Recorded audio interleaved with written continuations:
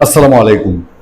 5 আগস্টে আওয়ামী লীগ সভাপতি শেখ হাসিনার দিল্লির প্রেস কনফারেন্স এবং এই প্রেস কনফারেন্স ঘিরে বেশ নতুনত্বের কিছু বিষয় দিল্লির ফরেন করেসপন্ডেন্ট ক্লাবের আয়োজন করা ওই অনুষ্ঠানে বাংলাদেশ, ভারত, বিশ্বের বিভিন্ন দেশের সংবাদ মাধ্যমের, বিশ্বের প্রায় 200-250 সংবাদ মাধ্যমের সেই অনুষ্ঠান কাভার করা, সেখানে বিপুল সংখ্যক মানুষের উপস্থিতি, লাউড গলা শেখ হাসিনার, তার বলিষ্ঠ গলা, তারপর অনুষ্ঠানের নতুন নতুন মুখ, এরকম নানান কিছু মিলিয়ে এরকম নানান আলাপ এবং সেই প্রেস কনফারেন্স করে ফেলার পরে বাংলাদেশ সরকারের রিয়াকশন এবং ওই প্রেস কনফারেন্সে যে আয়োজন, বিশাল আয়োজন, সাংবাদিকদের জমায়েত, সেখানে ইন্ডিয়ান সাংবাদিক, বিদেশি ইন্ডিয়ার বাইরের সাংবাদিক, বাংলাদেশের সাংবাদিক, তাদের প্রশ্নোত্তর পর্ব, শেখ হাসিনার ছেলে সজীবদের জয়ের উপস্থিতি, সবকিছু মিলিয়ে একটা ভিন্ন রকম আবহ হয়তো আওয়ামী লীগের লোকজন তারা দেওয়ার চেষ্টা করেছেন। এবং আলোচনার খোরাকি এসছে সেই অনুষ্ঠানের উপস্থাপক নিয়ে। এটা একটা নতুন খোরাকি। আজকে বাংলাদেশে বেশ কয়েকটা পত্র পত্রিকায় আপনারা চোখ রাখলে দেখবেন যে অরিন ছেলেটার ডাক নাম যেটা, সেই অরিনকে নিয়ে বাংলাদেশের পত্র পত্রিকা নিউজ করেছে যে হঠাৎ করে আওয়ামী লীগ সভাপতি শেখ হাসিনার প্রেস কনফারেন্সে একটা নতুন মুখ উপস্থাপনা করছে। এই নতুন মুখটা কে?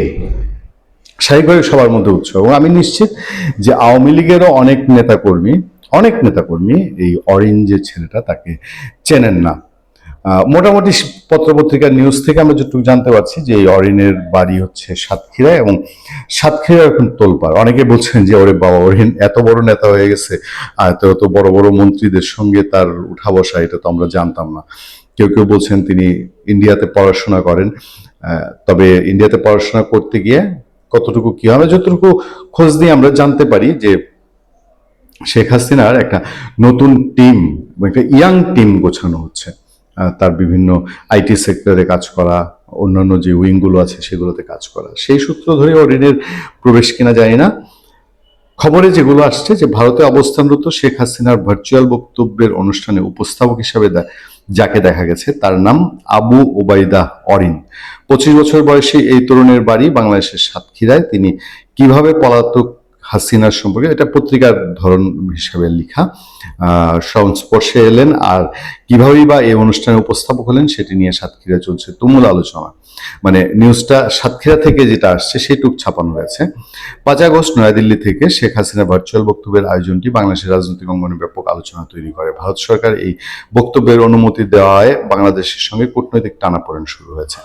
এমন একটি আয়োজনে উপস্থাপক হিসেবে হাজির হন সাতক্ষীরার এই তরুণ। তবে তার বিষয়ে স্থানীয় পুলিশের কাছে কোনো তথ্য নেই।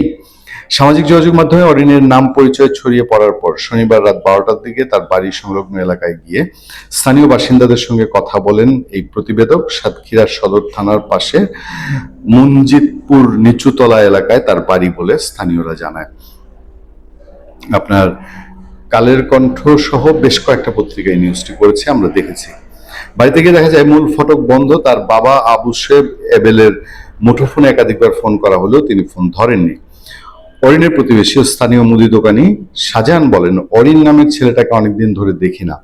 5 আগস্ট শেখ হাসিনা সরকারের পতনের আগে শেষবার তাকে দেখেছি, এরপর আর দেখিনি। শুনেছি সে ভারতে পড়াশোনা করে, তার বাবা মা অবশ্য বাড়িতেই থাকেন। পাশের আরেকটি দোকানিকে নয়াদিল্লি অনুষ্ঠানে একটি ছবি দেখালে বলেন, ছবিতে থাকা তরুণকে তিনি অরিন হিসেবে শনাক্ত করেন। তার ভাষায়, এ তো অরিন, এত বড় নেতা হয়ে গেছে, দেখছি একেবারে মন্ত্রীদের পাশে বসে আছে।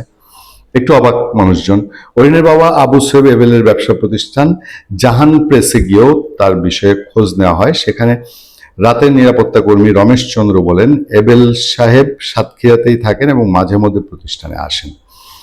তবে ওই দিন সন্ধ্যার পর থেকে তাকে আর দেখিনি। শেখ হাসিনা অনুষ্ঠানে উপস্থাপক অরিনকে ঘিরে সাতক্ষীরা আলোচনা। স্থানীয় সূত্র পারিবারিক পরিচয় অনুযায়ী আবু ওবায়দা অরিন সাতক্ষীরা সদর থানার পাশে মঞ্জিতপুর নিচুতলা এলাকার তাদের এলাকার ঠিকানাটা আগে দেওয়া হয়েছে। অরিনের বিষয়ে যেহেতু ছাত্রলীগ আওয়ামী লীগের ঘটনা, এবার পুলিশকে টানতে হবে। পুলিশের কাছে তেমন কিছু তথ্য নেই, এই হচ্ছে মোদ্দা কথা।